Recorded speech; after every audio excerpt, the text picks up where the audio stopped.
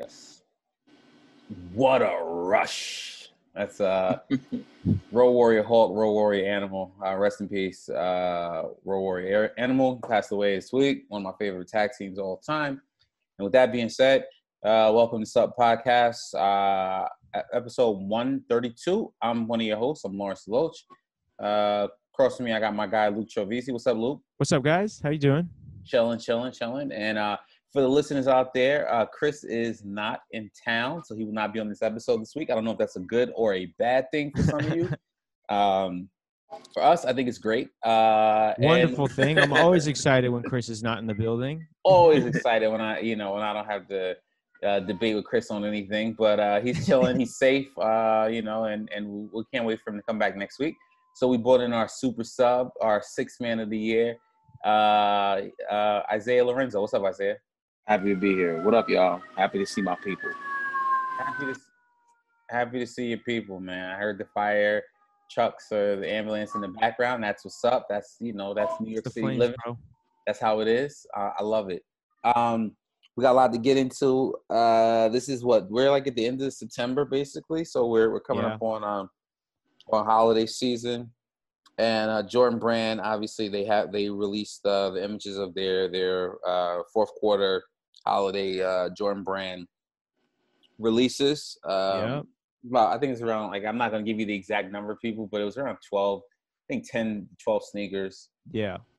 Some classics, some, obviously new stuff.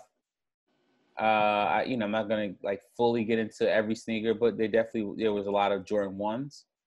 Yeah. Luke, 2, 3, 4 Jordan 1s.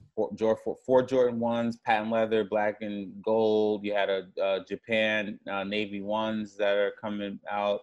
You had the fake Heineken joints, Mm-hmm. and then the mochas, the non-Travis Scotts. Just a lot of people have been calling them. Guys, did anything catch your eye? I've really started to like the mochas. I really like those a lot. The Midnight Navies are just a win. They're just a hit. They're really good. Those are the big ones. And then I also saw these goofy ass quilted 4s with stars on them. Mm-hmm. I like those, but I like those for very selfish reasons. I'm trying to attract more witch women who are witches. It's spoopy season. I'm trying to get some spooky women in my life.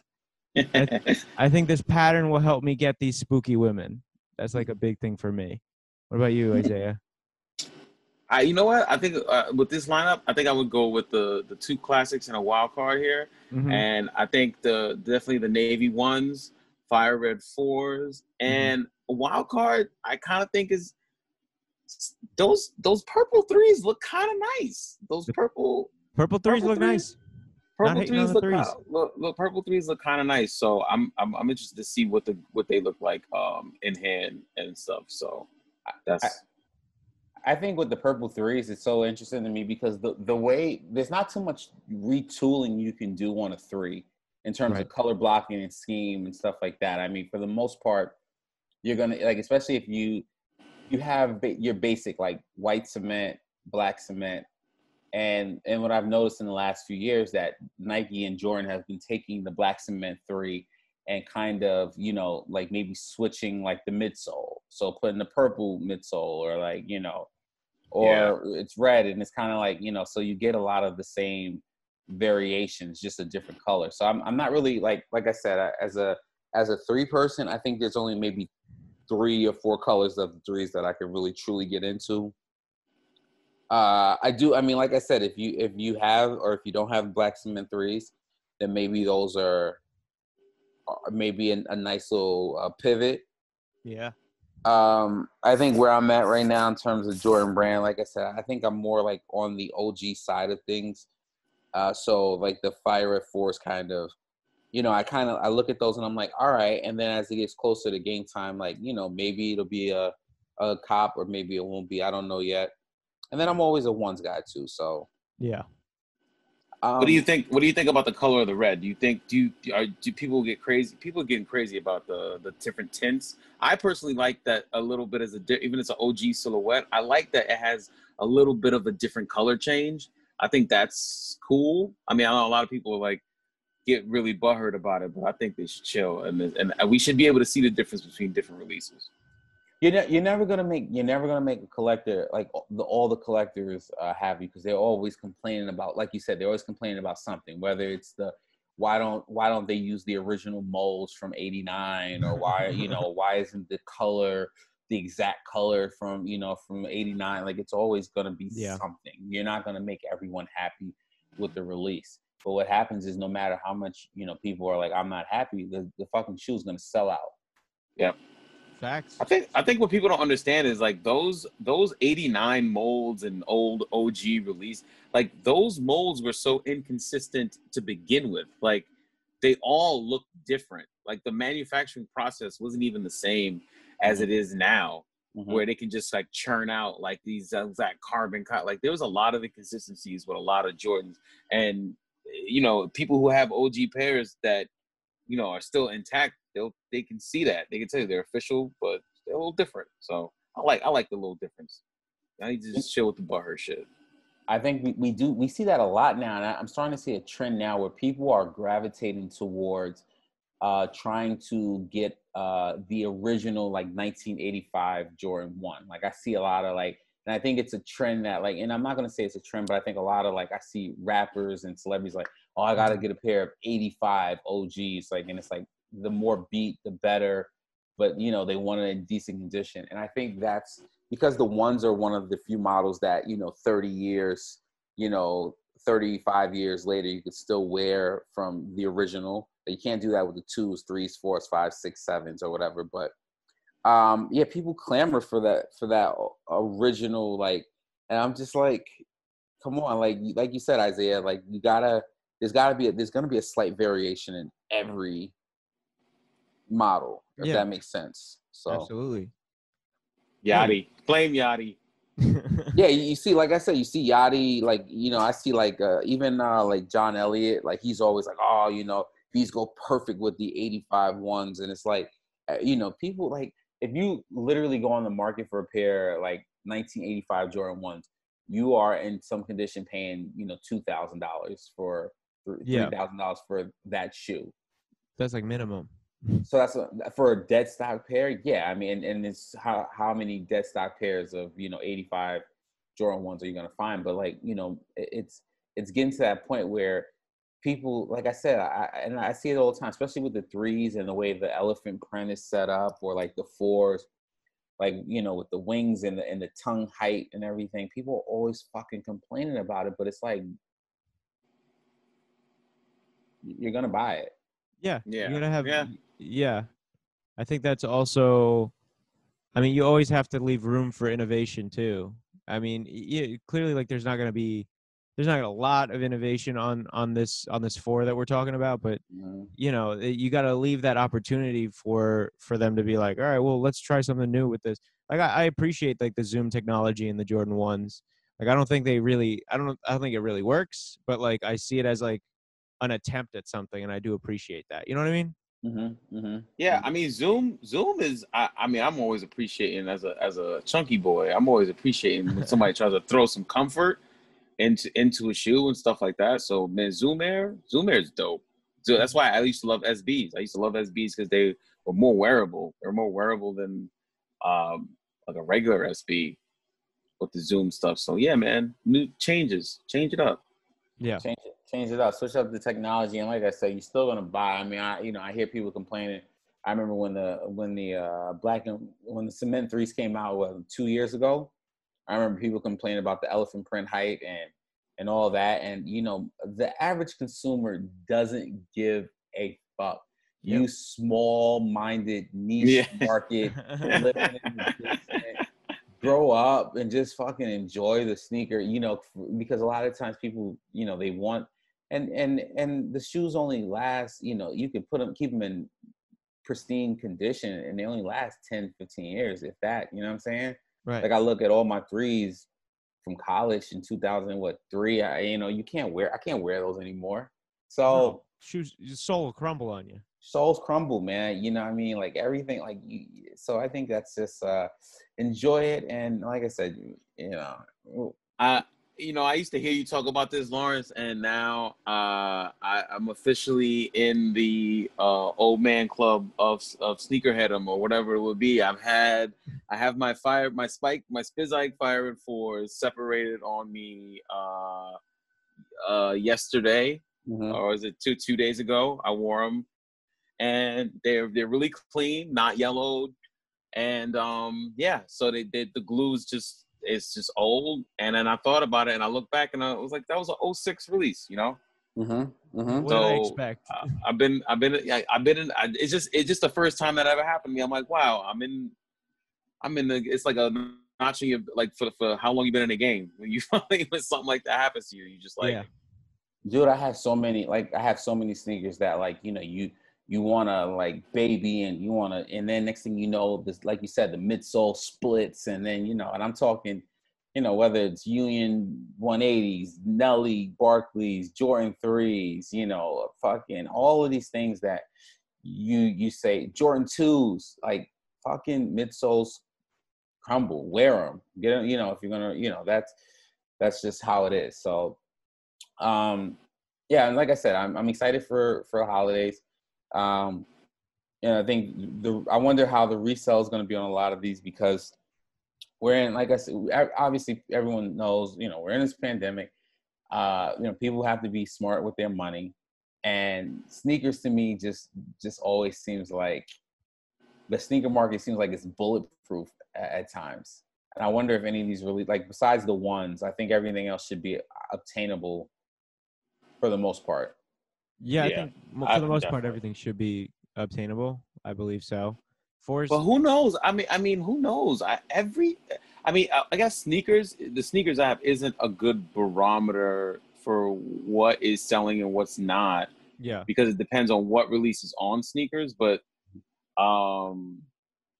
if you want these, like, for a close around retail, regardless if it comes through right from the drop, you should be able to get purple 3s. Yeah. Like, I'll tell you what. I think what's not selling out. Those what the 5s. Those are not selling out. Oh my! Those man. Can we give those the Razzie of the week? Can we give those the what the? How about what the fuck are those? Yeah. What the fuck are those, bro? Dude. These are. I don't know, man. Yeah, I'm not a fan of those, but I think whoever greenlit those at Jordan Brand needs a wedgie.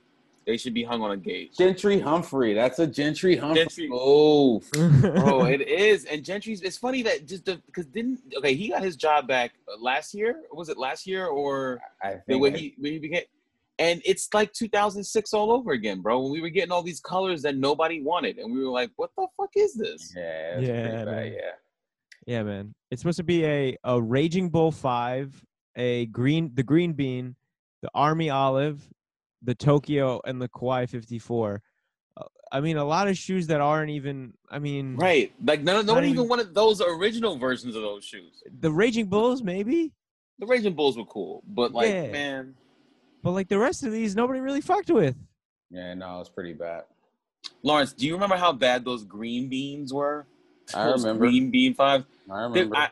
I bought a pair. I bought a pair from Nike Town. I couldn't believe it, man. And it's like a 3M back when it was all Nike Town. When it was on 57th Street. 3M all over a basketball shoe. It was the worst idea known to man. Like it was terrible. Yep, man. I remember that era. I mean, like I said, Humphrey is not. I think he's. I think the best way to describe it is he's given us a lot of shit that people do not want per se. I think that's a big problem, and I think we can leave it on that. I hope everyone, if you want anything this holiday season, responsibly, we get what we can get, and if you gotta resell shit, then do your thing. Mm-hmm. I want to change gears a little bit.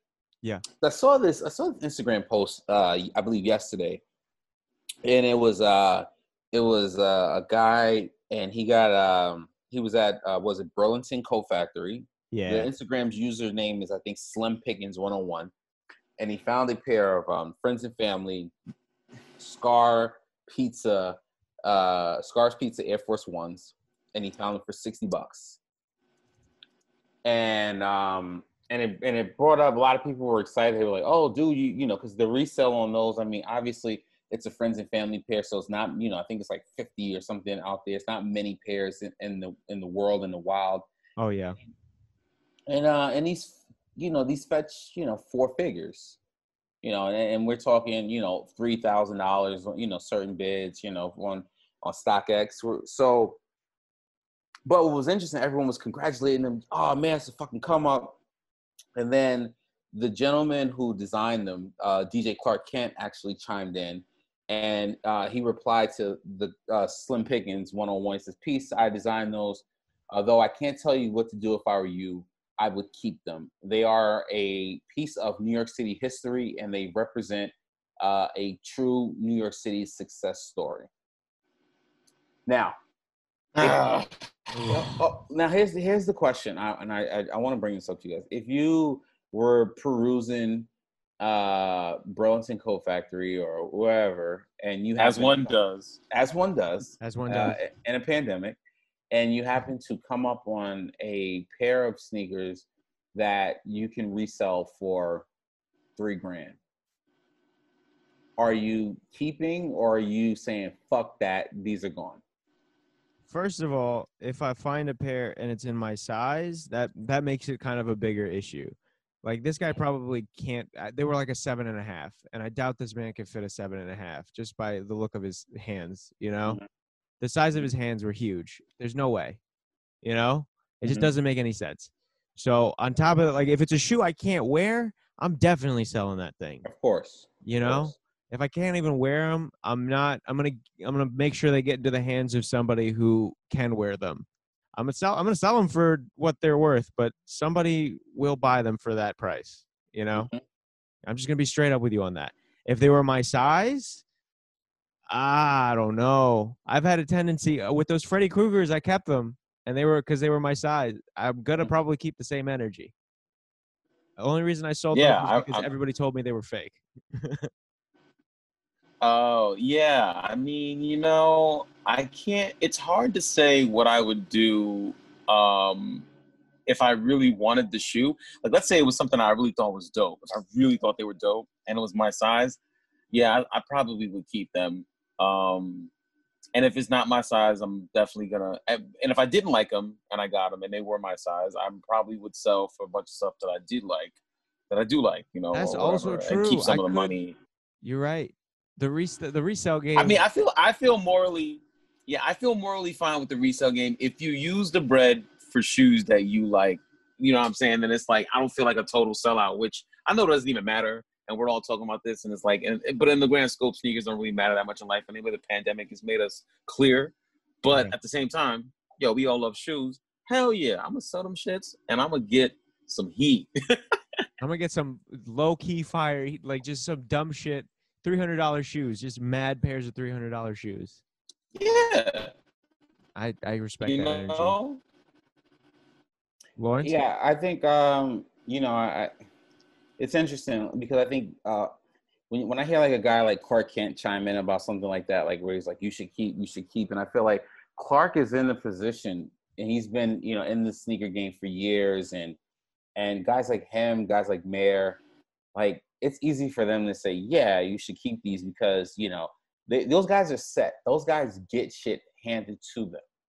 And I'm not saying that this guy, you know, has to keep because, you know, it's the morally correct thing to do, especially if he is, we don't know his, you know, his living situation. You don't know any of that stuff. So how does a friends and family even end up at a retailer? Yeah, exactly. Well, yes, that was the next question. I think a lot of people were very, you know, interested in like, because, you know, people were like, this can't be real. And because I remember like maybe a year or two ago, I remember that there was like fragment ones that happened to show up at Marshall's. Right. And you know what I mean? So it's kind of like,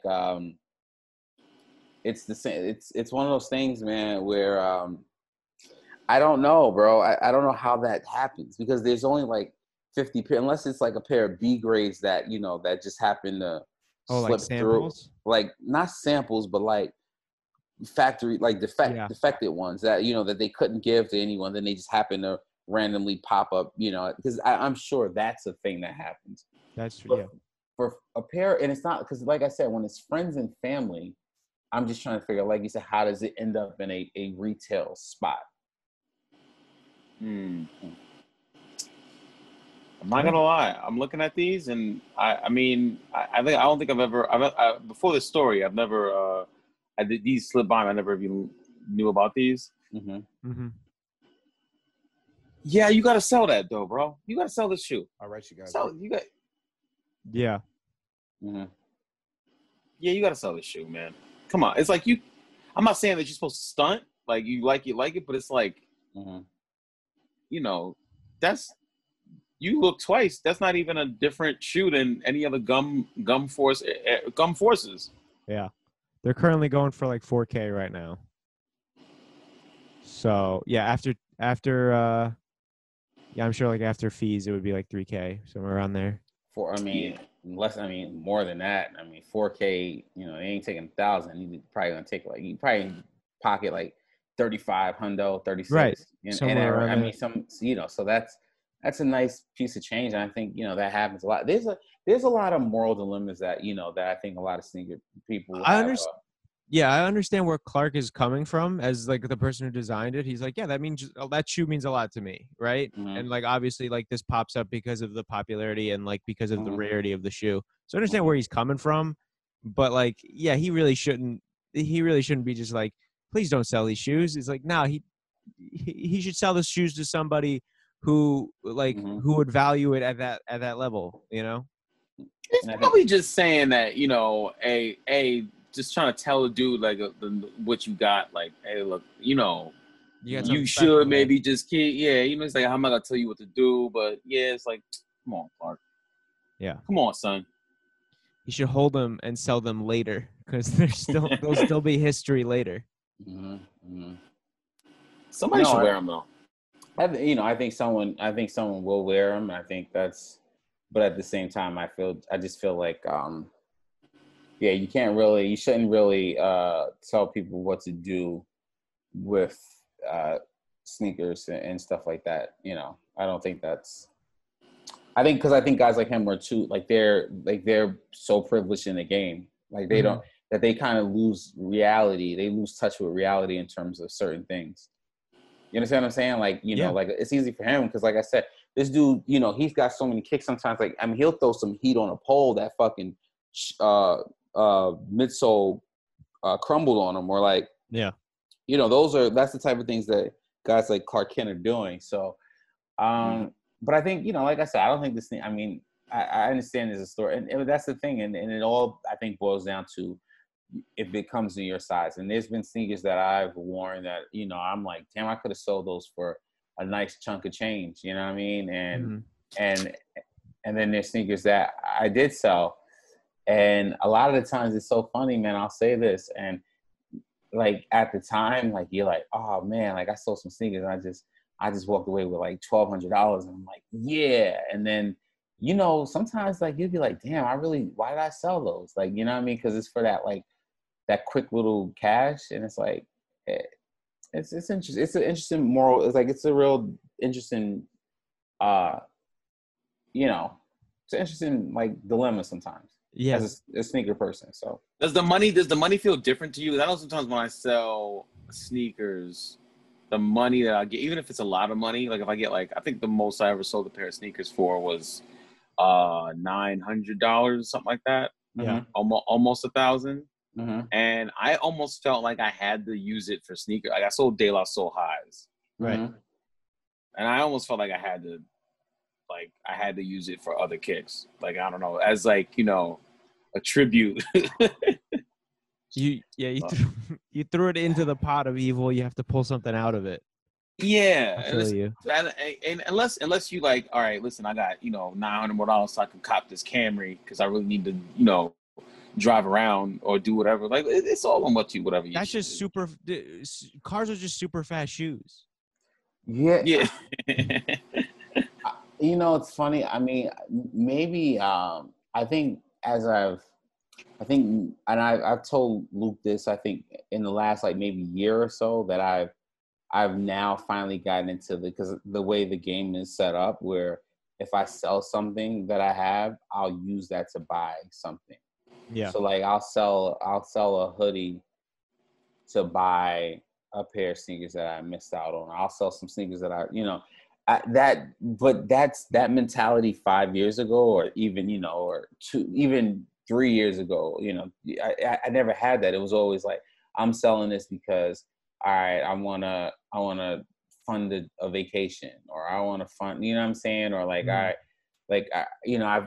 remember I sold sneakers when I didn't have a job, or I wasn't, coming, or I wasn't making money, and I flipped shit. You know what I mean? Like, but now I don't think like that thrill sometimes, like you're like, oh, I'm selling these and I made 500. It doesn't always, right? It doesn't hit that way. It doesn't fit. It's like whatever. Because that you're gonna get the money. The money's gonna come. Like you're gonna have money. Like we're adults. Like we'll figure it out. You understand what I'm saying? But like, I don't know. I think that's the problem that a lot of people like in this industry have. Like where we get attached to a pair of sneakers, and maybe we shouldn't. Maybe we should. Some people look at it. Some people are able to look at it like how, I hate to say it like this because this is like, but like how a sex worker may look at like, working, it's like whatever. It's a fucking job, making money. You understand what I'm saying? There's no attachment to it. And a lot of times we do have an attachment to these things. Like, oh, I can't let these things go. I got a story behind them. You know what I mean? Yeah. Yeah. That's true. I mean, it's still, as long as your storage situation is good. Because for me, I'm like, once the collection gets past 80, it becomes unmanageable. Like I think it's another thing too. So it's like, for all you hoarders out there, yo man, just you only got 2 feet, buddy. Go for quality, because you're gonna really end up just like a lot of shoes. Like I gotta work from home now, especially. Like I just haven't got a chance to wear. You know what I'm saying? And I waited for these so long to come back out in a better version, and I'm wearing them around my house because like otherwise they wouldn't even, you know what I mean, get any kind of, and they wouldn't have made it out of the box. So it's like, I have 4 pairs of shoes that I usually, I miss getting you get a pair of shoes and it's on the toe immediately. Yeah. Man, I got 4 pairs of shoes that I haven't even worn outside. Dog, I got the Union Zoom 92s, and I just keep looking at them, and I'm just like, yeah, one of these days I'm gonna wear you. Yeah. One of these days. It's one, and I think that's what it is too. I think that's the thing that because there's so many releases in a year, and if you kind of don't really like tell yourself, all right, you can only get but so many. You, like you said, you'll see something, you're like, oh, I need those, and then oh man, and then what happens a lot of times, motherfuckers go on like the sneakers app or whatever just for the thrill of it. You know what I'm saying? Just to see that got 'em shit. You know what I mean? I see a lot of my friends do that. No, seriously. I think. Bro, I know I'm one of those friends, bro. Yeah, I'm not gonna lie. I did that for the Ruhan Wayne Cop. I was like, they're kind of good. And I was like, I saw that. I feel something right now. Honestly, I wanted to know. I wanted to keep. I try for sneakers every time because I'm like, I just want to know if it's possible. It's almost like the lottery. It's like, is this a scam? Is this really? And then that's what they basically they lotteried the sneaker game or like a casino. Like you just like you're gambling, you're just trying to win, but it's like you're not really costing anything. It's like you just. It's not like putting money in a slot machine, but it is that element of like. And then when I saw it, I was like, whoa, okay, so it is possible to get this. So now maybe for those future releases, I'm still gonna try. They know they got me. They know they got me. And I'm not too proud to admit that I'm a little bit of an addict. It is what it is. Some people drink too much. I understand. You got 80 pairs of sneakers. That's all. I understand, man. Listen, I want to kind of change gears and talk about this too, because I thought this was really this is interesting to me. And so we got Kanye. He's always going on his rants and shit. Holy shit! And I think it was like Thursday. He goes on this rant like, if until I'm on the board of directors at Adidas, like I'm wearing Jordans. Like I'm like, yo, I love this. This is fantastic. I love this so much. I'm not releasing nothing on Gap till I'm on the board. I'm wearing Jordans till I'm on the board of Adidas.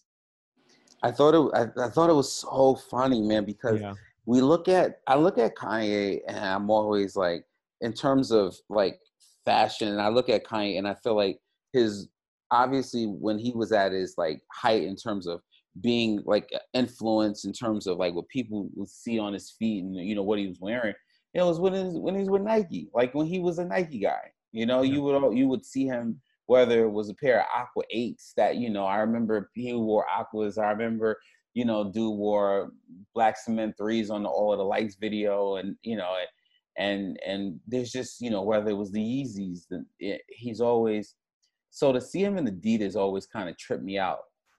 Yeah, and when I saw him wearing the court purple Jordan 1s, I just had to laugh to myself, because I was like, I guarantee you, everyone who bought those to flip those are like hoping that he has some type of Travis Scott pull. Like they hoped that it's like, all right, let's see, hopefully these shits go to the moon now that Kanye has worn them.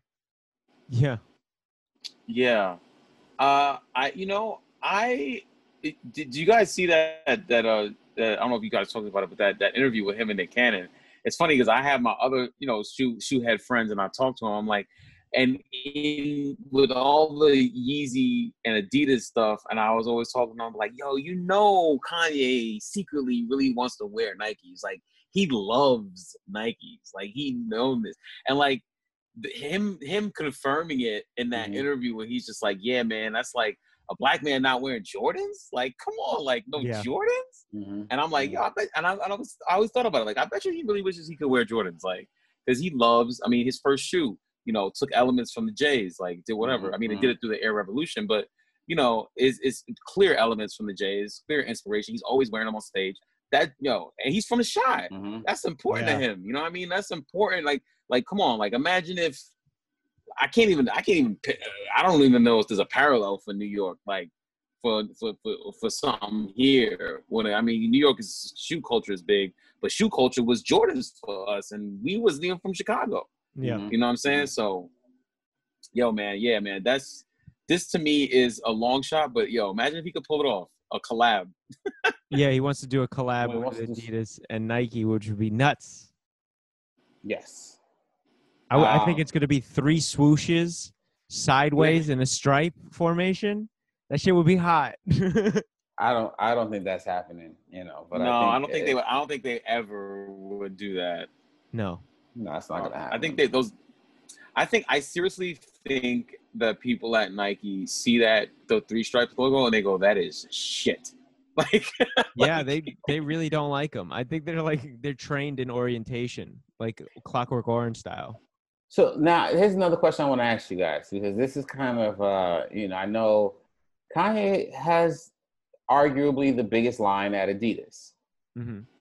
And to see a guy who has the biggest line at Adidas, where obviously they're a competitor's brand, do you think that this is going to cause major issues at Adidas with Kanye? Oof. That is what a conundrum. Now, on one hand, you got a dude that just brought you like $1 billion or something like that. Like, like got a lot of awareness to your brand. And then on the other hand, it's like, that's, I don't know, you like a cuck. I think Kanye's trying to get out of his Adidas contract and trying to just make Yeezy its own brand completely. Like, the only reason I think that is because, like, I don't, like, if you look at the jobs, like, if you look at, like, the Yeezy, like, career page, it's all out in Wyoming. So, like, I don't see it as an impossibility that, like, they would try, like, he would just try to do something like that. Like, he's crazy, like, he's crazy enough where he would do something like that, where he'd be like, all right, we figured out how to do it. Maybe we would just take the show on the road, which is why he's, like, stirring up controversy to begin with. Or he may just really want to work with another Nike shoe. I think I don't know, man. I think that he needs to be partnered with another brand. We've seen Yeezy on his like independent ventures before, and they pretty much fall flat. Yeah. Like people love his like his kind of like his input, on a brand, but the application of it, I don't think anybody really trusts him with it. Yeah. Like all the way. They're like, all right, I'm gonna He's send you these colorways I really love. Y'all make them. My house, I'm crazy. You know, like I'm a genius. I made these shoes out of seaweed. Yeah, like it's like. Yeah, I think that's the thing with Kanye. I think he as and I don't like to use that. I use him as a musical genius, but as smart as he is, I think, and I don't think him being alone. I don't think nothing would. I don't think like he would. I think it would falter, like you said, Isaiah. Yeah, Like I see where you're coming from, for sure. if I was he just was throwing it out there that could be what he's thinking. No, look, I understand what you're saying, but like you said, I mean, I think he needs like an Adidas, like he needs the Nike. I feel like him on his own, it just would be a never-ending supply of never releases, and you know what I mean. It'd be like the rap albums he's been promoting. So yeah, could you imagine that 350? He'd be like 350's coming out next week for the next 3 years, and it wouldn't even come out. So I think he definitely needs someone to kind of guide him. We got to see what the Kanye influence is with the Jordan 1s, because the motherfucking main influencer of 2020 is out here dropping songs with my guy Thugger. Trav dropped Franchise on Friday. Mm-hmm. Did you guys like the song? Or I liked it. I haven't really gotten a chance to listen to it yet. Really? Okay. I was away on vacation for the weekend, so I was like, I kind of stepped away from the world. I was it was rocking on my bike this weekend when I was riding around doing comedy. Shit was hype. It got me, it was a good little pregame. Got me.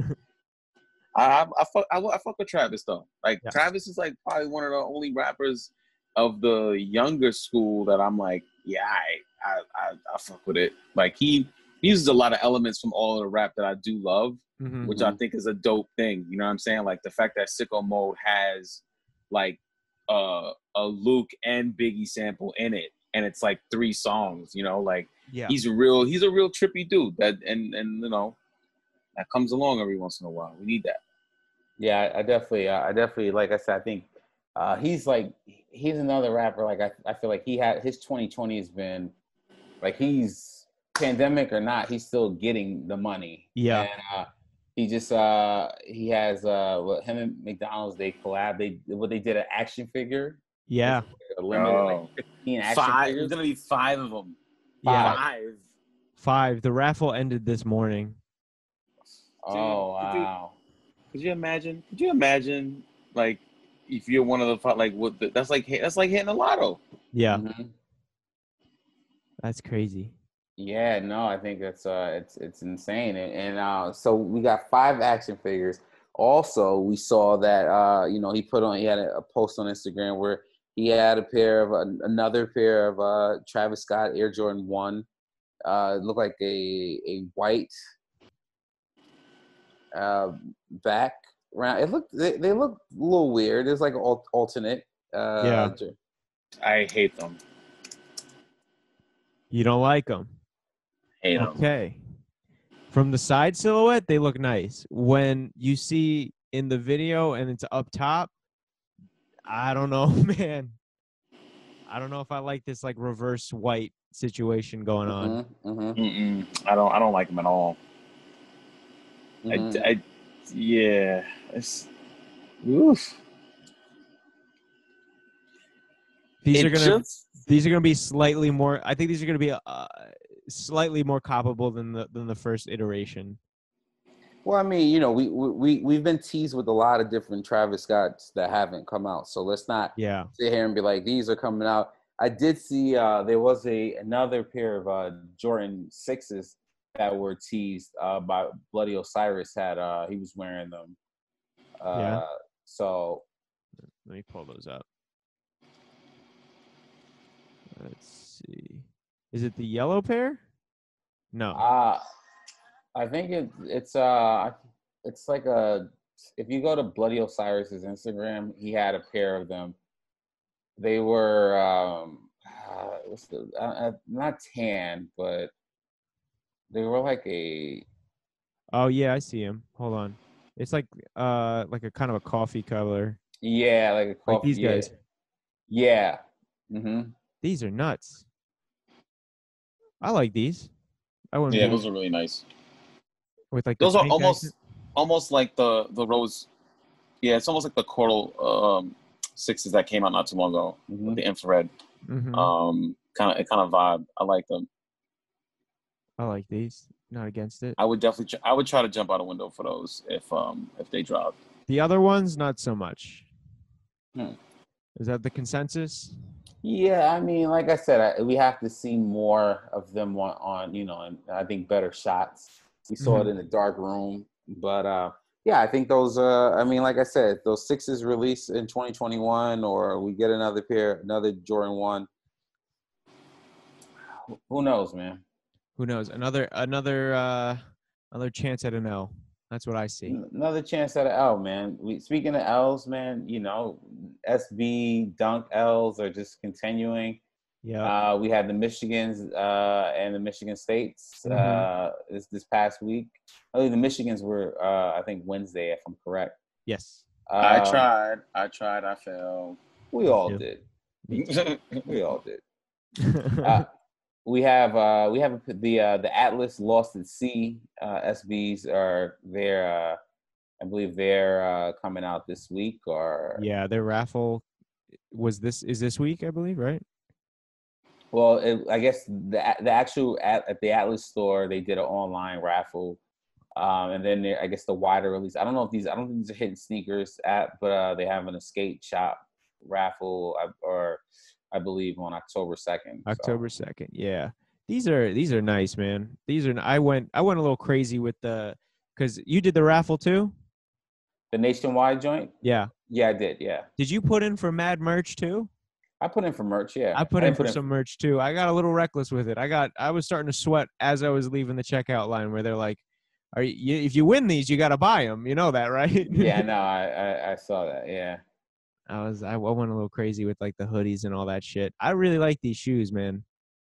They're really nice. I like those. I think they're plain, but I think when you get to the details of the shoe, I think that's what Yeah. I dig them. I like the cream laces with the against that the cream midsole. Yes. I think it gives it a real interesting look. The tongue branding is nice too. Yeah, is that an Air? That's like an Air Force 2? What is that like? That print? I wish Chris was here for this. Well, because Chris is the Air Force 2 guy, right? Like no, he would just. He knows all the designs. Like he knows all the letter blocking and all that. Because I know they pulled it from some other shoe. It's very it's on the tip of my tongue. I've seen it before. That looks at Flight 89. The Flight 89. Flight 89. Yes. Flight 89. Yeah. Yeah, that's the Flight 89 font. But yeah, that's pretty. I like that choice. We saw. I mean, those were. We saw these highs. Then we also saw that. We saw. I think a first look at concept. Highs.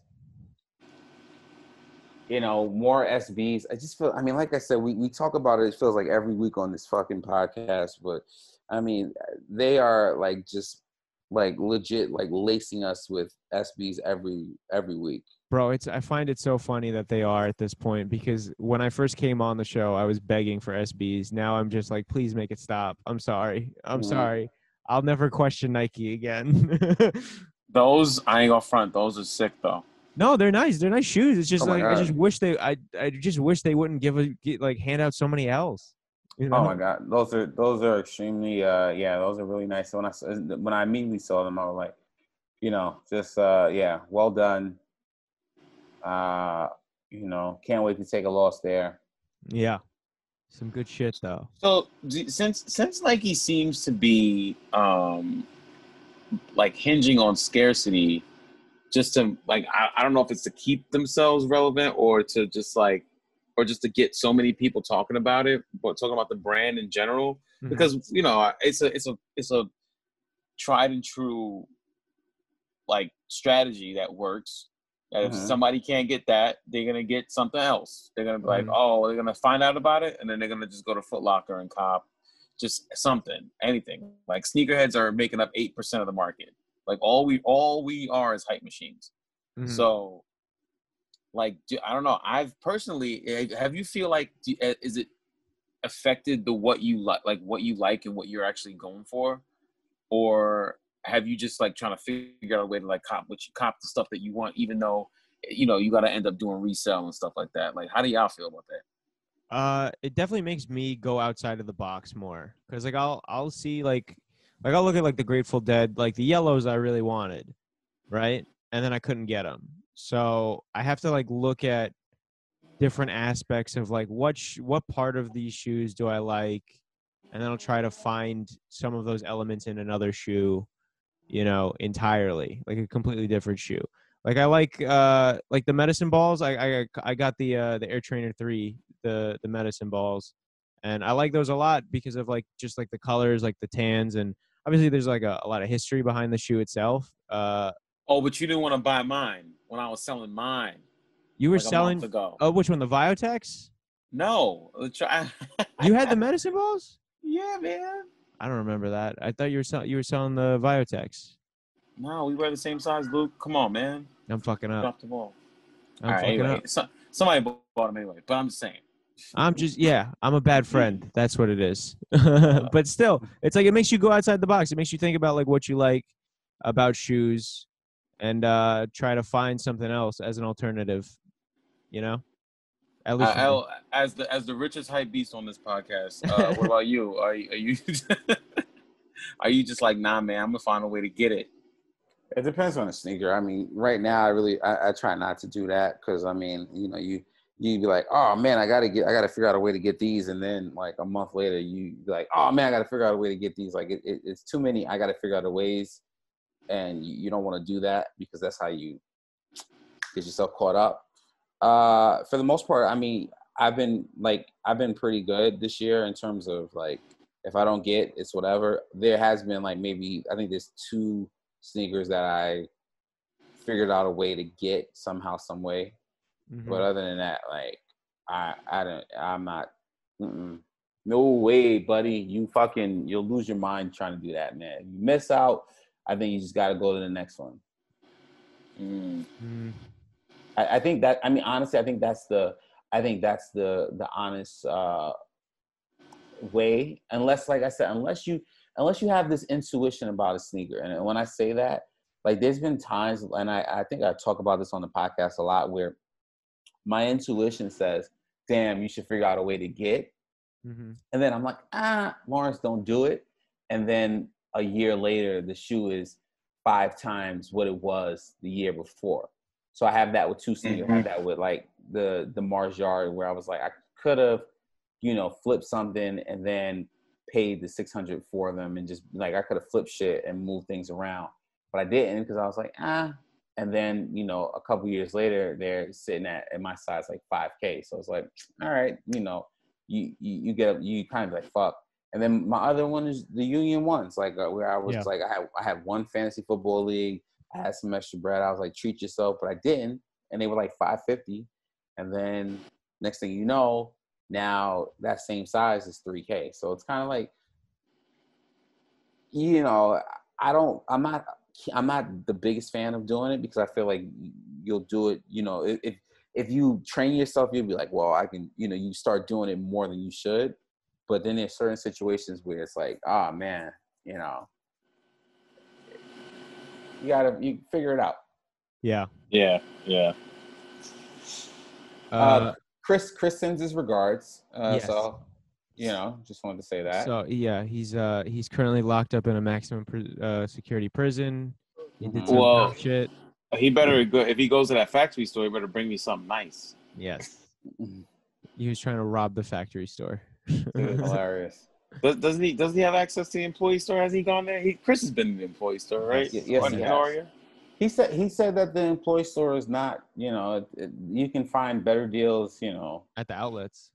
Well, what? On StockX, StockX too, yeah. It depends. It depends on the time of year, is from what I hear. So if you just are in between a good release calendar, it's not necessarily the prices, but it's what's available. Yes. Like there'll be like some dope stuff that's available that just like you have to pay higher resale for. Yeah. But it'll just kind of be like, like Scarr's Scarr's Pizza Air Force Ones. Like you'll just find them at the they got those in the bathroom. Yeah. They got them in the bathroom. No biggie, man. We don't care about those. Put out another pair. Somebody found them. Speaking of outlet stuff that you'll never find out outlet stuff.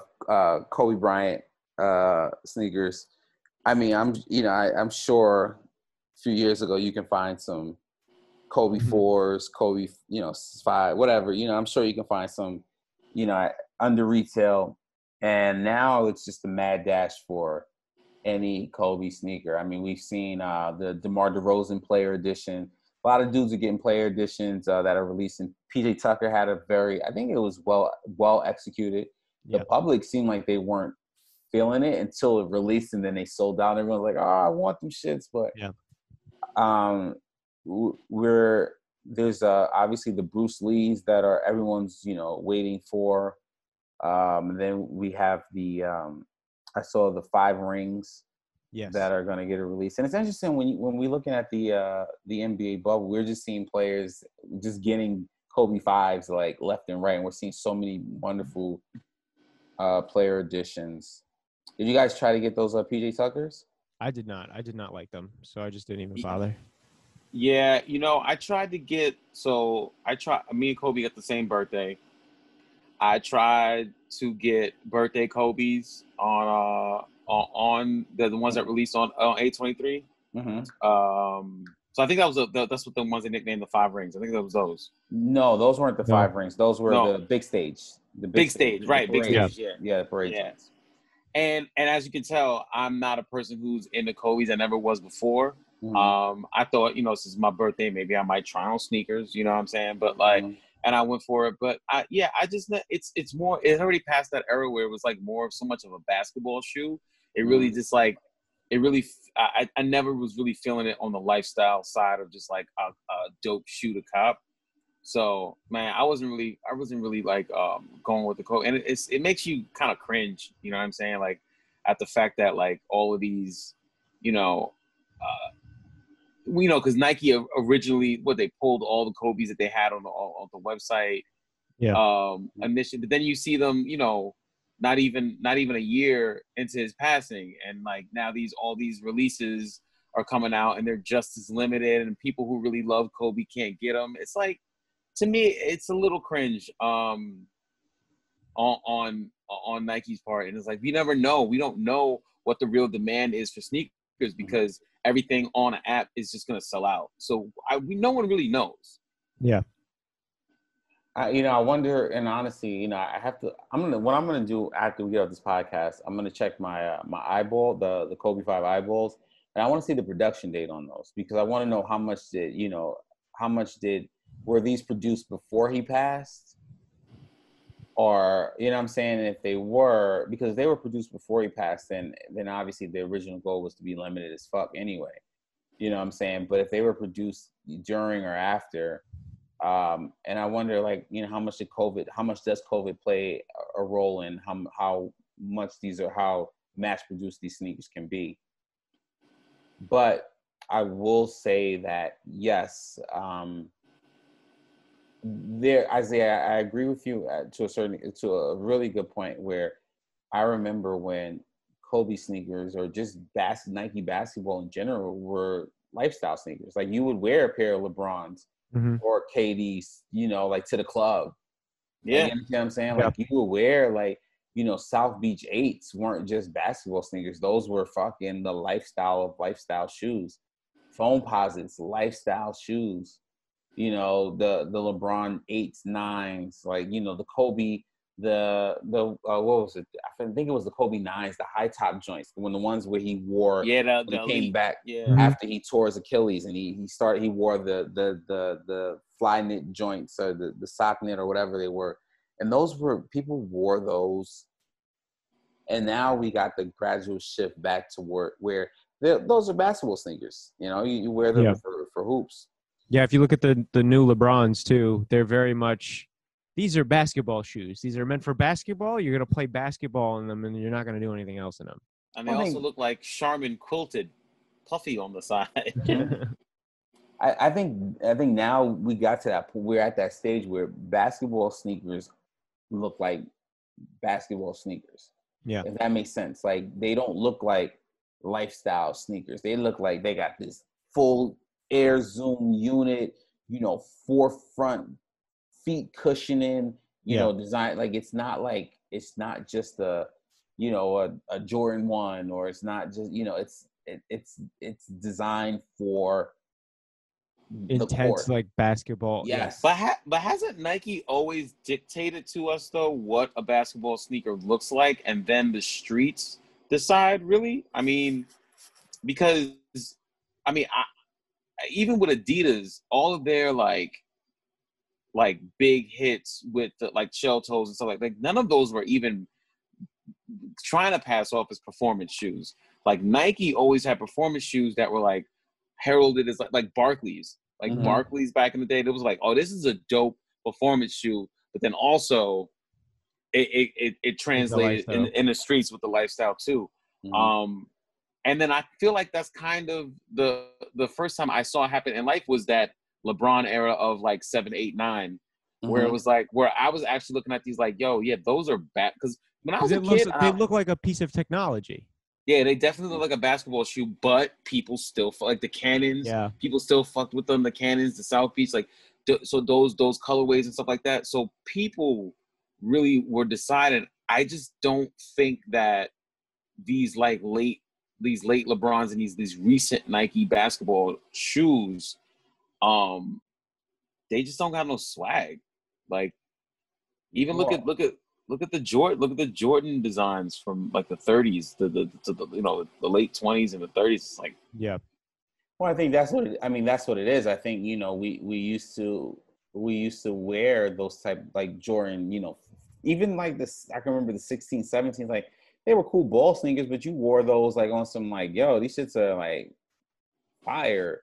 And like you said, I mean, you're not wearing a pair of Giannis Greek Freak ones just to, to chill. You know what I mean? It's like, that's like, you wear those to hoop. Like, I buy, like, sneakers to play ball in. Like, that's what I do. Like, so it's like, and then you have sneakers that you're like, I would never play ball in these.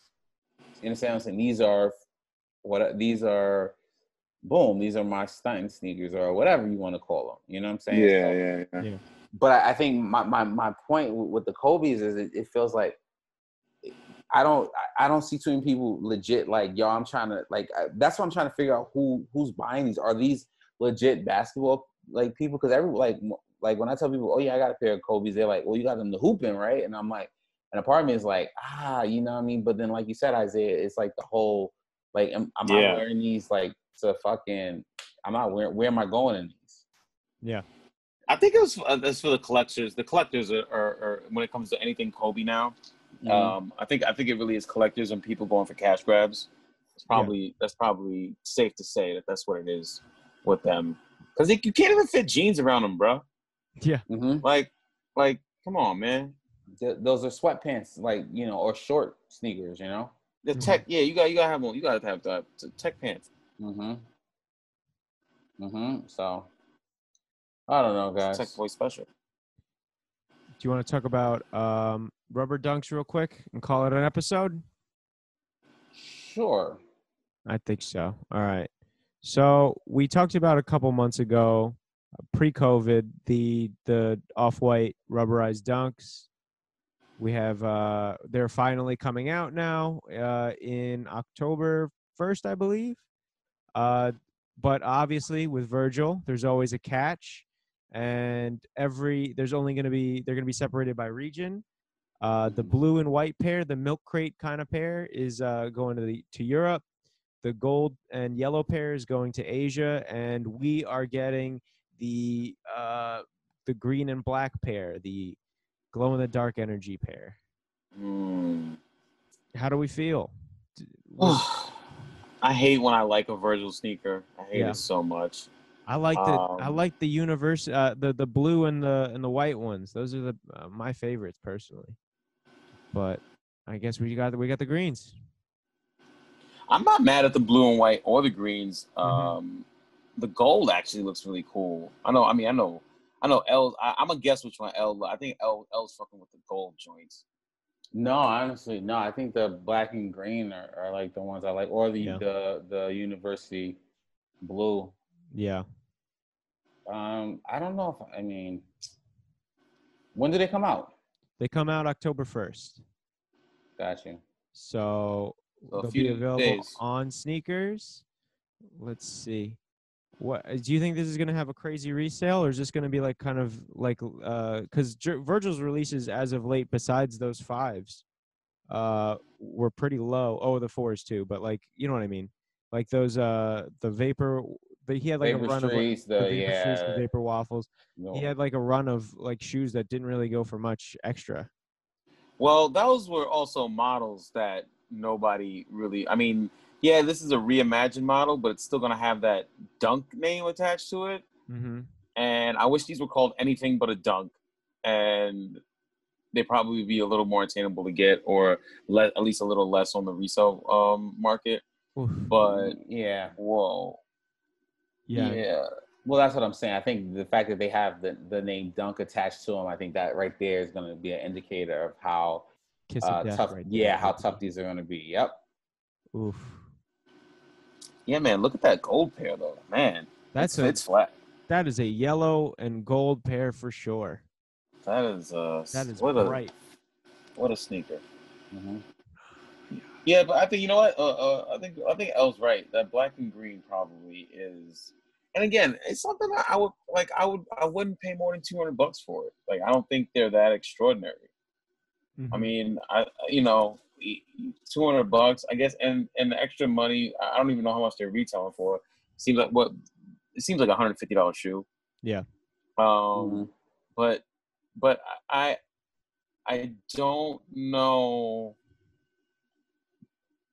I don't know how great they are. Like, you know, I can't see myself paying more than $200 for that shoe. I mean, I guess the extra over retail I would think is worth it is because a lot of people maybe won't have it. You'll be a little more unique. Mm-hmm. But that's about it. It's a cool shoe. Yes. Yeah, I'm not really, like I said, it's nothing I'm gonna like be like, oh man, I have to have, you know. This is not game day. This is not going to be a game day, Lawrence. This is not 6 o'clock in the morning, Lawrence. No, not at all. Lawrence is going to roll out of bed, maybe. Mm-hmm. and if I get him, I get him. If not, then not. You heard that? Yeah, that Chris slept on the fragment threes, like literally slept on his fragment threes. Yeah. You heard that, Isaiah? Yeah. Dude, that's good for him because like I don't get the whole fragment thing. I just don't. I like a stamp, and then Lawrence, I know you like them too. I just don't. Listen, especially those threes. It just looks like a Concorde trying to like be reimagined, like a 3 lab Concorde, like reimagined on it. And I'm pretty sure the materials are great and fine, but I don't know. That's my opinion. I just know that if that was a GR. Man, no one that would be at the outlets. Those would be at the outlets if they didn't have fragment stamp on. Yeah. Okay, fair. I'll give you that argument. That is an argument to have. I mean, I'm not against them. I just don't. They really don't affect me in any way. Yeah, I don't think they're offensive. Yeah. I just for the amount of hype and money, it's something that goes along with it. But yeah, part of that might be going that like Asia kind of tells us what's cool. Yeah, we do. Well, I think the pairs on the aftermarket definitely dip. But I think what it is I think his name just carries enough weight in terms of what he's done in the past collabs to make these. Make people spend, money for them, if that makes sense. So it's like obviously what happens is his biggest, sneaker, in my opinion, is the Jordan 1 that he did. So I think when people see the name Fragment attached and they see how much those are going for, then I think they start saying, all right, it's a 3, which is obviously I think a top 3 or 4 model that Jordan Brand has. And if you attach the name Fragment to it, and some people are super fanboys, just like with Virgil or Don C or anyone that's done a collab with Nike. You have your people who want them. So right now, I mean, like I said, I mean they're in the 500s. I mean, I honestly, I can see these in 6 months to a year being easily $800-900. Mm-hmm. Easily. I totally see it. It's a Fragment. It's gonna, like I said, the value on them is gonna go up. Now, is that a shoe I wouldn't if I didn't get them for retail, I'm not gonna no, I'm not gonna try anything higher than retail for those. There you go. All right. And with that being said, yeah, go ahead.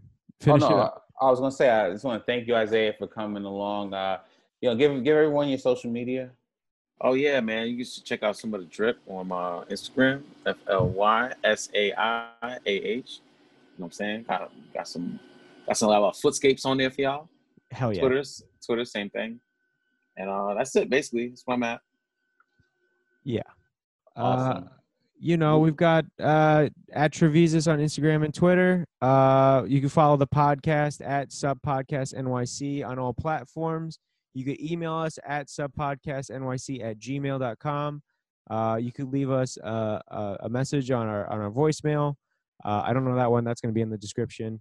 And join our Discord. Isaiah's in there. We talk a lot of shit. We've got a couple conversations going at the same time. It's a lot of fun. There's memes and shit. Have a good time. We're buying, we're selling, we're talking. There you go. And I'm LZD325. Chris is not that Cheney. And with that being said, this has been Sub Podcast episode 132. We will see you next week. Peace.